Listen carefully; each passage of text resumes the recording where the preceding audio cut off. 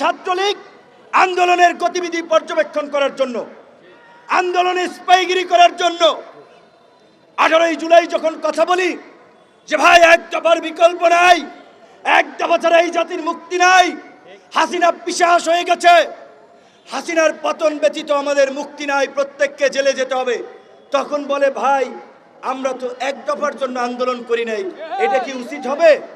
এইরকম এখন দুই একজন ব্যাপক বিপ্লব হয়ে গেছে, অথচ ফুল ছাত্রলীগের এজেন্ট হিসেবে এখন যাই হোক সোশ্যাল মিডিয়ার কারণে ব্যাপক পপুলারিটি হয়েছে, সেলিব্রিটি বনে গিয়েছে, কিন্তু তাদের পেছন দিকে একটু তাকাতে হবে।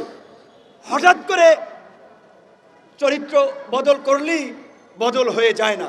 যে আজকে এইখানে ফারুক হাসানকে ছুরি দিয়ে এইখানে আঘাত করে কপাল কেটে গিয়েছে, ছুরি তারা কোত্থেকে নিয়ে আসলো? তাহলে তাদের হাতে ছুরি আগে থেকে ছিল। এখানে আমি কিংবা রাশেদ খান যদি থাকতাম আমাদেরও তো পেটের মধ্যে একটা ছুরি চালিয়ে দিতে পারত। তো সরকারের সাথে আমাদের কোনো বিরোধ নাই, মুখোমুখি অবস্থানও নাই, কারণ এই সরকারের যে উপদেষ্টা সবচেয়ে ডেডিকেটেডকে নাহিদ ধরেন মার খেয়েছে, নাহিদ মার খেয়েছে একদিন, এইখানে যারা দাঁড়িয়ে আছে 17 দিন মার খেয়েছে। 28 বছর পরে ডাকসুর ভিপি হয়েও ক্যাম্পাসে যে কয়বার মার খেয়েছি, অনেক উপদেষ্টা আওয়ামী লীগের বিরুদ্ধে ওই কয়েকদিন বক্তব্য দেন নাই।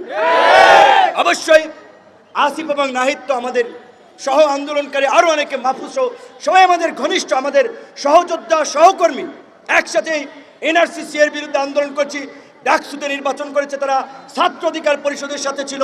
আমি যা শুধু বললাম এই কারণে যে এখানে কয়েকজন এই আন্দোলনের যারা ফ্রন্ট ফেজে ছিল তাদের ডেডিকেশন আছে, ত্যাগ আছে, আর কিছু হচ্ছে মৌসুমী নেতা, শুধুমাত্র 10-12 দিনের মিডিয়া কভারেজে এখন বিশাল নেতা হয়ে গেছে।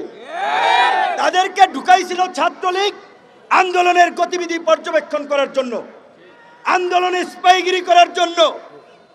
18 জুলাই যখন কথা বলি যে ভাই এক দফার বিকল্প নাই, এক দফা ছাড়া এই জাতির মুক্তি নাই, হাসিনা পিশাচ হয়ে গেছে, হাসিনার পতন ব্যতীত আমাদের মুক্তি নাই, প্রত্যেককে জেলে যেতে হবে, তখন বলে ভাই আমরা তো এক দফার জন্য আন্দোলন করি নাই, এটা কি উচিত হবে?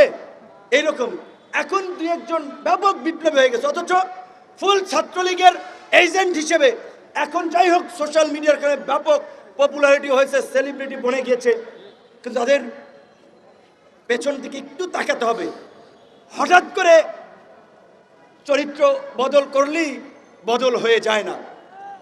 তো গতকালকে এই আহতদের এবং বিশেষ করে হামলায় ফারুককে যারা আহত করেছে, আহতদের ব্যানারে এসে, আমি জানি না এটা সার্জিসকে বলতে হবে, এখানে জুলাই মুভমেন্ট ব্র্যাকেটের জার্নালিস্ট নামক একটা হোয়াটসঅ্যাপ গ্রুপে বসুন্ধরা টিস্যুতে ছাড়ের ছড়াছড়ি। বসুন্ধরা টিস্যু নিয়ে এলো নিশ্চিত ছাড়। সার্জিসের ফরওয়ার্ড করা একটা মেসেজে সাংবাদিকদের কাছে চক্ষু ইনস্টিটিউট হাসপাতালের এই দুর্বৃত্তদের নিউজ কভারেজের একটা মেসেজ আমি দেখতে পাচ্ছি।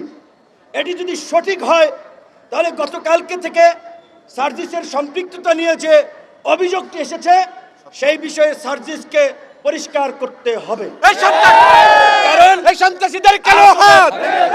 যেহেতু আহতদের চিকিৎসার জন্য ক্ষতিপূরণ দেওয়ার জন্য জুলাই ফাউন্ডেশন গঠন করেছে, সেটার তিনি দায়িত্বে আছেন, তাহলে তার সাথে এদের একটা সম্পৃক্ততা স্বাভাবিকভাবে আছে। এখন এই হামলায় আছে কিনা সেইটা আমরা জানি না। আমি পরিষ্কারভাবে আমাদের নেতা কর্মীদেরকে বলে দিতে চাই, ধৈর্যের সীমা ছাড়িয়ে গেছে, সহ্যের বাঁধ ভেঙে গেছে। আগামী 24 ঘন্টার মধ্যে এই হামলাকারী শরীফ, হিল্লোল, তনয় সহ সাইফুল সহ যারা চিহ্নিত হয়েছে তাদেরকে যদি প্রশাসন গ্রেপ্তার না করে, যেই হাত দিয়ে ফারুকের গায়ে আঘাত করেছে ওই হাত আপনারা ভেঙে দিবেন। এই সন্ত্রাসীদের কালো হাত ভেঙে দাও, গুড়িয়ে দাও। তার জন্য যদি জেলে যেতে হয় হুকুমদাতা হিসেবে 1 নম্বর আসামি আমি আহ্বান বললাম।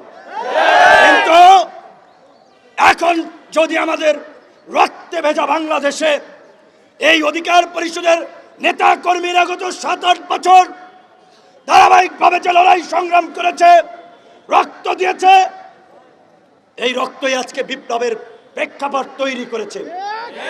আমরা উপদেষ্টা হই নাই, সরকারে যাওয়ার জন্য আকুপাকু করি নাই, আমরা রাজনীতি করে নির্বাচিত জনপ্রতিনিধি হতে চাই।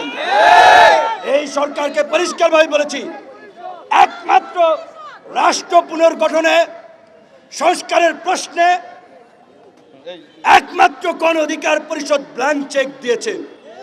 আপনাদের যতদিন লাগে ক্ষমতায় থাকেন, আল্লাহর হস্তে এই যে আমাদের মধ্যে জুলাই বিপ্লবকে কেন্দ্র করে যে জাতীয় ঐক্য এবং সংহতি তৈরি হয়েছে, সেটার দিকে নজর দিয়ে সকলের মতামত নিয়ে রাষ্ট্র সংস্কার করুন।